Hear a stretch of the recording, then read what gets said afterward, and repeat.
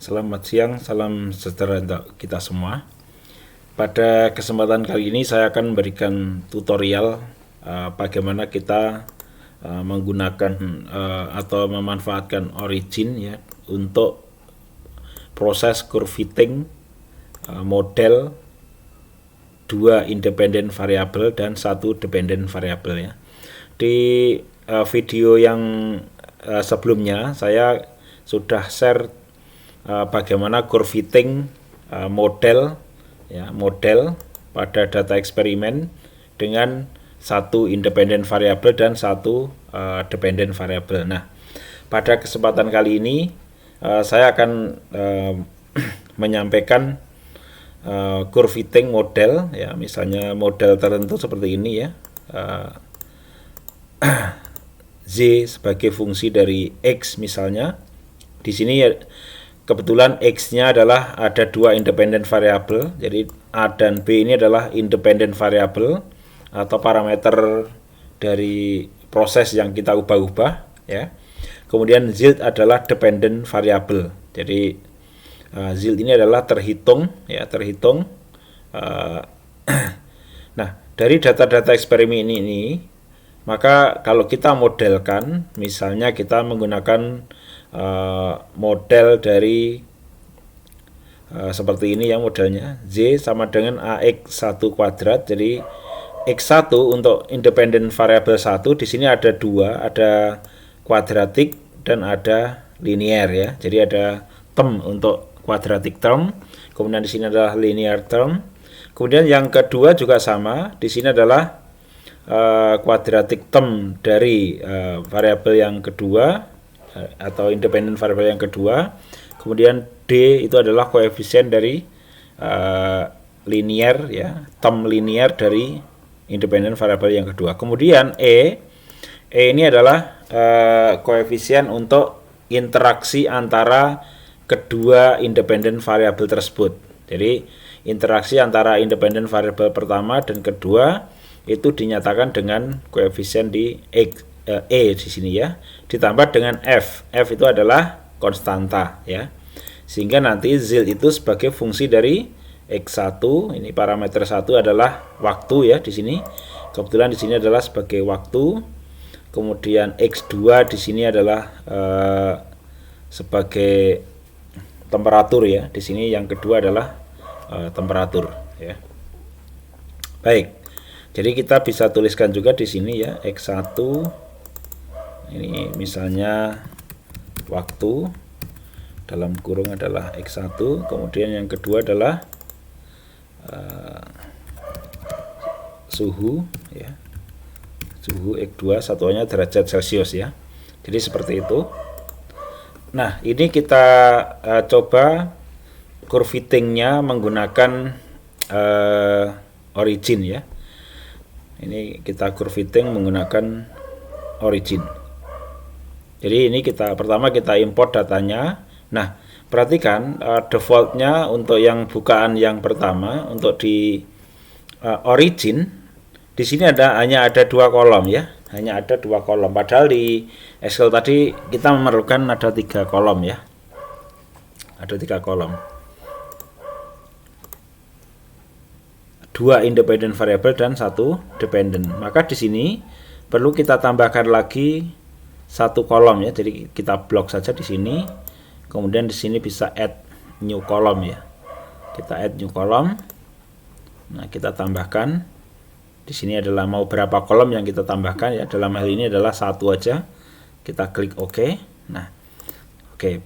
Kemudian kita perhatikan bahwa tadi kan ada 2 independen ya, berarti ini adalah X. Kemudian yang 1 dependen adalah Z. Nah, di origin ini ya, kita bisa mengubah-ubah kolom ini kolom sumbu X atau kolom sumbu Y. Jadi contohnya ya, kolom yang pertama ini otomatis ini adalah kolom untuk independent variable, maka ini adalah sumbu X ya. Nah, yang kedua ini adalah kebetulan defaultnya adalah sumbu Y, maka ini kita ubah menjadi sumbu X.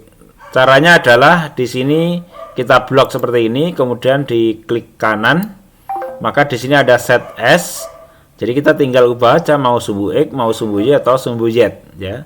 Jadi kita ubah misalnya ini karena tadi ada 2 independent variable, maka kita klik X. Nah, otomatis di sini akan berubah menjadi ini adalah X1, ini adalah X2 dan ini adalah Z ya. Nah, Y-nya di sini adalah Z-nya Z2 ya. Jadi X1, X2 ini adalah independent, sedangkan Z ini adalah dependent.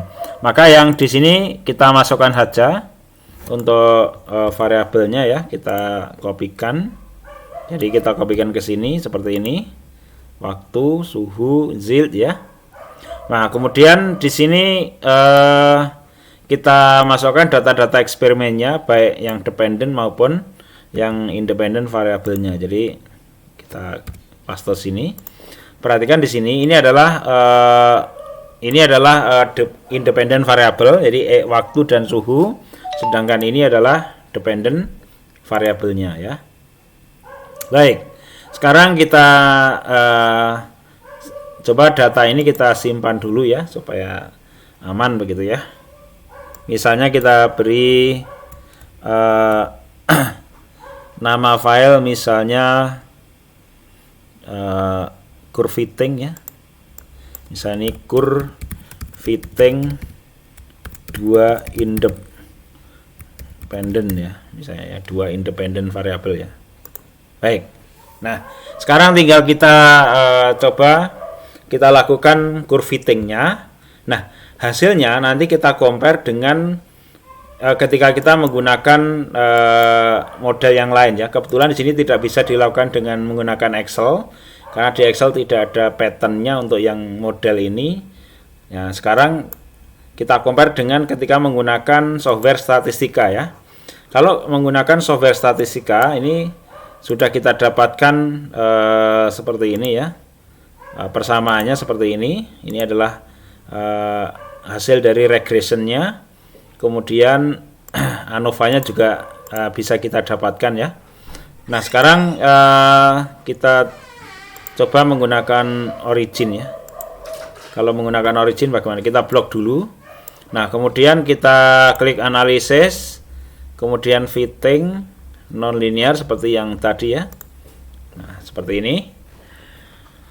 Nah, kemudian kita coba memasukkan ke functionnya ya. Ini functionnya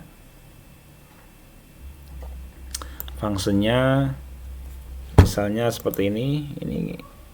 Nah, ini saya pilih fungsi yang sudah saya buat sebelumnya, tapi kita tambahkan fungsi yang baru ya. Jadi misalnya kita tambahkan F2 independent misalnya ya, F2 independent. Nah, kemudian ini biarkan default, kemudian next. Nah, tadi ada 2 independent variable ya, jadi ada X1 dan X2 seperti ini contohnya ya. Berarti ini adalah X1, X2 ya. Kemudian dependent variabelnya hanya 1 dan parameternya tadi kalau kita lihat di Excel adalah A, B, C, D, E, F ya. Jadi ada konstanta A sampai F. Ini kita masukkan di sini ya. Koma B, koma C, koma D, koma E, koma F. Jadi ada 2 independent variable, ada 1 dependent dan ada 6 koefisien ya. Koefisien dari masing-masing term dari persamaan modelnya. Persamaan modelnya adalah seperti ini ya. Nah, sekarang tinggal kita klik next ya. Next. Nah, di sini ada A, B, C, D, E, F. Ini tebakan awalnya adalah 111 semua ya. 11 semua, biarkan tidak apa-apa. Sekarang kita masukkan modelnya di sini ya. Y sama dengan A kali X1 kuadrat ditambah B kali X1 ya tadi kan. Ini adalah yang terhadap independent variable yang pertama, ditambah dengan C kali X2 kuadrat ditambah dengan D kali X2. Nah, ini adalah, jadi yang pertama ini adalah quadratic term untuk yang independent variable yang pertama. Kemudian B ini adalah linear term untuk independent variable yang pertama, C ini adalah quadratic term untuk term yang kedua, kemudian ini adalah linear term untuk yang independent variable yang kedua. Ditambah dengan tadi ada E kali X1 kali X2.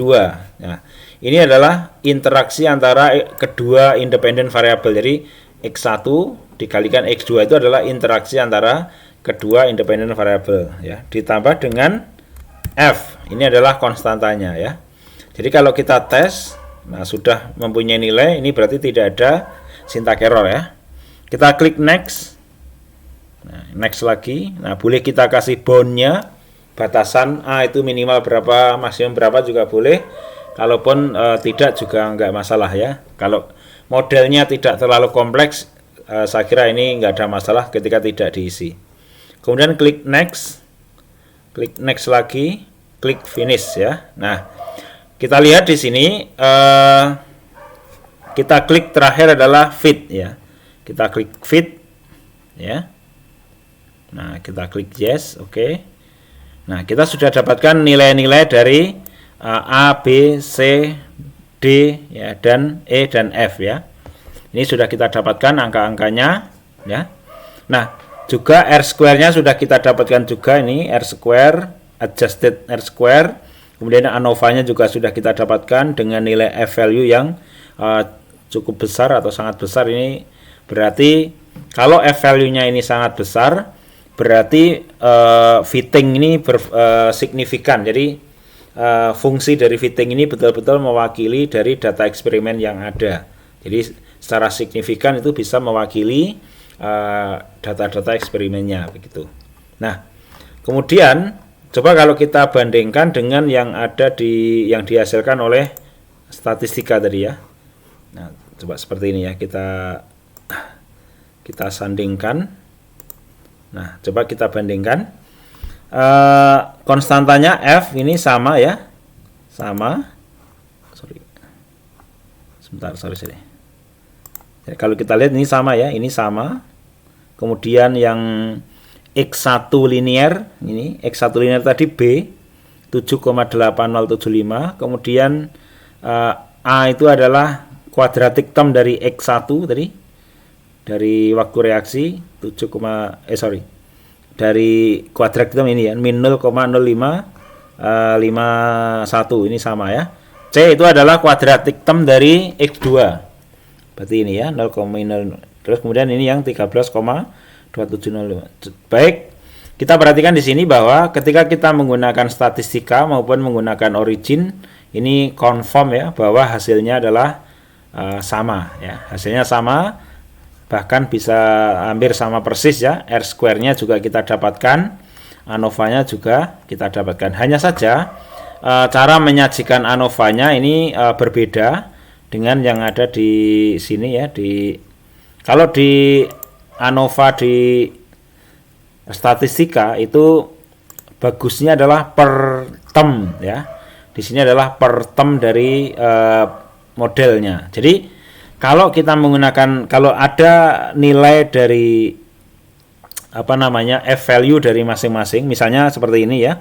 Karena F value dari interaksi antara variabel independent variabel 1 dan 2 itu kecil ya, F value-nya 3,5, berarti ini di bawah F table, maka kita sebenarnya bisa mengabaikan term yang ada di interaksi ini. Jadi sebenarnya kalau kita lihat dari ANOVA per termnya, maka unsur yang E ini bisa diabaikan.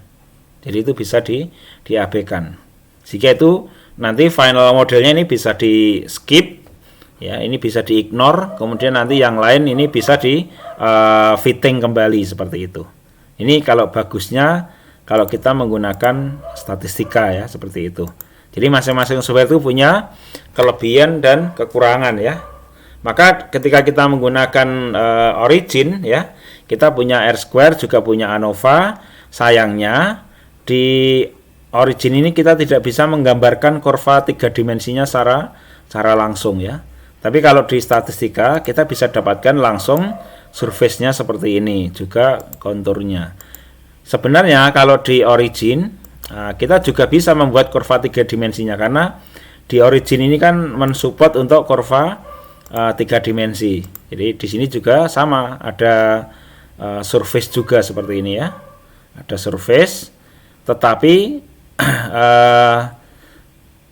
kita harus menyusun sendiri rentang variabel ini yang independen 1, independen 2 kita variasikan dengan rentang data terendah dan tertinggi divariasikan, kemudian kita hitung yang modelnya. Jadi ZILT ini kita hitung dari persamaan yang kita dapatkan ya. Jadi artinya ZILT model ya. Kalau yang ZILT yang ada di sini kan ZILT-nya ZILT eksperimen ini. Tapi kita tambahkan satu kolom lagi mungkin yang ZILT model yang kita hitung dari nilai fungsi dari X1 dan X2. Kita memasukkan data X1, X2 ke dalam fungsi yang sudah kita tadi dapatkan ya. Fungsinya ini tidak dapat kita dapatkan. Nanti kita bisa simulasikan kurva 3 dimensinya juga. Tidak langsung tapi ya. Tapi kalau statistika tadi bisa kita dapatkan secara langsung. Jadi masing-masing software itu punya kelebihan dan kekurangan ya, sepertinya seperti itu. Nah, saya kira itu ya untuk yang kita membuat curve fitting model dengan 2 independent variable dan 1 dependent variable sudah kita dapatkan seperti ini. Ada F value, ada R square, ada ANOVA-nya ya. Nah, di lain waktu nanti saya akan share bagaimana kita menggunakan statistika ya, mulai dari mendesain eksperimennya, kemudian nanti curve fittingnya ya, menggunakan surface dan seterusnya, dan kita dapatkan persamaannya, termasuk nanti juga ada optimisasinya. Itu yang ada di statistika nanti di lain waktu ya.